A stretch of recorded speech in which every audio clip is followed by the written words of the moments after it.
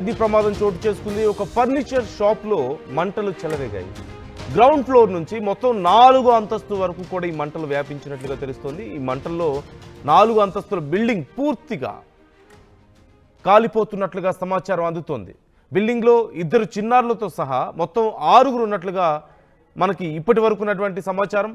అయితే 4 ఫైర్ ఇంజన్లతో ఈ మంటలను అదుపు చేసే ప్రయత్నం చేశారు. సహాయక చర్యలు చేపట్టింది రెస్క్యూ టీం. సమాచారం అందిన వెంటనే అక్కడికి చేరుకొని వెంటనే రెస్క్యూ టీం సహాయక చర్యలు చేపట్టింది. ఫైర్ ఇంజన్లతో మంటలను ఆర్పివేసే ప్రయత్నం చేశారు. ఒకసారి మీరు అక్కడ చూడొచ్చు. మీరు అక్కడ చూడండి, మంటలు భారీగా ఎగిసిపడుతున్న నేపథ్యంలో స్థానికులు సైతం ఈ సహాయక చర్యల్లో పాల్పంచుకున్నారు.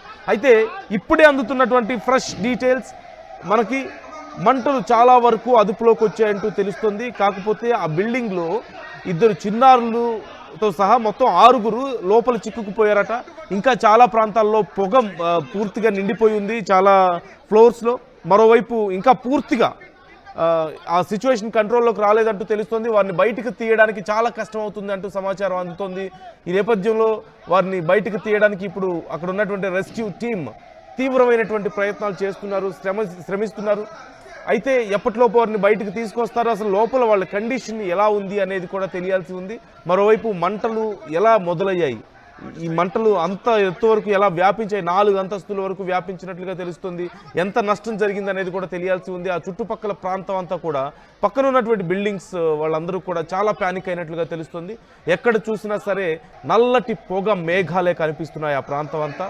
మీరు ఒకసారి చూడొచ్చు. ఆ చుట్టుపక్కల ప్రజలందరూ కూడా భయంతో అక్కడికి చేరుకొని కొంతమంది సహాయక చర్యల్లో కూడా పాల్పంచుకున్నారు. ఇప్పటికైతే మంటలు చాలా వరకు అదుపులోకి వచ్చాయంటూ సమాచారం అందుతోంది. అయితే ప్రజెంట్ అసలు కండిషన్ ఏంటి, లోపల ఉన్న వాళ్ళ కండిషన్ ఎలా ఉంది, వాళ్ళని బయటికి తీసుకురావడానికి ఎలాంటి ప్రయత్నాలు చేస్తున్నారు అనేది కూడా తెలుసుకుందాం. మా ప్రతినిధి నిర్మల మనతో జాయిన్ అవుతున్నారు. నిర్మల, ప్రజెంట్ అక్కడ సిచ్యువేషన్ ఎలా ఉంది, అలాగే లోపల ఉన్న వాళ్ళ పరిస్థితి ఏంటి అసలు? ఇప్పటికైతే ఇక్కడ పరిస్థితి కొంచెం మంటలు అయితే అదుపులోకి తీసుకొచ్చారు. కాకపోతే ఇక్కడ రెస్క్యూ టీం ఇంకా లోపల ఉన్న వాళ్ళందరినీ కూడా బయటికి తీసే ప్రయత్నం అయితే చేస్తుంది. ఇది ఫర్నిచర్ షాప్ అవడంతో కూడా, ఫర్నిచర్ షాప్ అంటే మొత్తం దూది ఉంటుంది కాబట్టి లోపలంతా కూడా తొందరగా మంటలు అంటుకున్నాయి. ఆ అంటుకోవడంతో కూడా ఈ ఫర్నిచర్ షాప్ అనేది కింద గ్రౌండ్ ఫ్లోర్ లో ఉన్నట్టుగా కూడా తెలుస్తూ ఉంది. ఈ గ్రౌండ్ ఫ్లోర్ నుంచి ఎప్పుడైతే మంటలు చెలరేగాయో 4 అంతస్తుల వరకు కూడా పాకాయి ఆ మంటలు అని చెప్పుకోవచ్చు. కాకపోతే ఇక్కడ ఈ ఘటనకి సంబంధించి కూడా స్థానికులందరూ కూడా ఆందోళన వ్యక్తం చేస్తూ ఉన్నారు. వాళ్ళందరూ కూడా భయభ్రాంతులకు గురయ్యారనే చెప్పుకోవచ్చు. వెంటనే ఫైర్ ఇంజన్ డిపార్ట్మెంట్ కూడా సమాచారం ఇవ్వడంతో 4 ఫైర్ ఇంజన్లు రావడం జరిగింది. ఫైర్ ఇంజన్లతో సహాయంతోనే ఇక్కడ మంటలు అయితే ఇప్పుడు అదుపులోకి వచ్చాయి. ఆ మంటల ద్వారా మొత్తం కూడా పొగంతా అలుముకుందని చెప్పొచ్చు. ఈ నల్లటి పొగతోటి అలుముకోవడము, ఇంకొకటి లోపల ఉన్న వారిలో 2 చిన్న పిల్లలు ఉన్నారు. చిన్న పిల్లలతో పాటు 4 పెద్దవాళ్ళు ఉన్నట్టుగా గుర్తించారు. మరి వీళ్ళ పరిస్థితి లోపల ఎలా ఉంది మరి, ఎందుకంటే గతంలో కూడా ఏసీ బ్లాస్ట్ అయినప్పుడు మొత్తం ఒకే కుటుంబ సభ్యులంతా కూడా 11 మంది ఊపిరాడక వాళ్ళు ప్రాణాలు కోల్పోయిన పరిస్థితి చూసాము.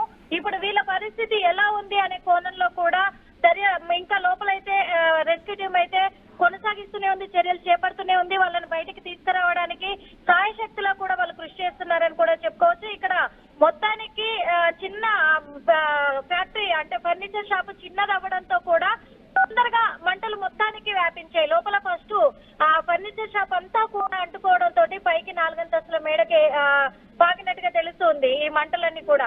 ఇప్పుడైతే మంటలు పూర్తిగా అంటే 90% అదుపులోకి వచ్చాయని చెప్పొచ్చు. ఇంకా ఫైర్ ఇంజన్లతోటి వాటర్ కొడుతూనే ఉన్నారు.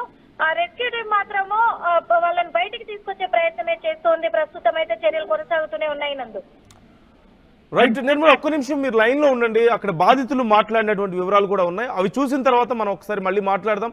ఒకసారి ఆ ప్రమాద ఘటనలో బాధితులు మాట్లాడారు, వాళ్ళు ఏమంటున్నారో చూద్దాం. 12 సంవత్సరాలు పెద్దోడు. నేను పనిపోతే ఇళ్ళలో పనిపోతాను. అది ఎట్లయిందో నాకు తెలియదు.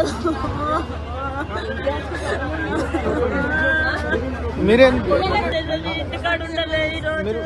ఇప్పుడు వాళ్ళ పిల్లలు పనిపోయినుంటే నేను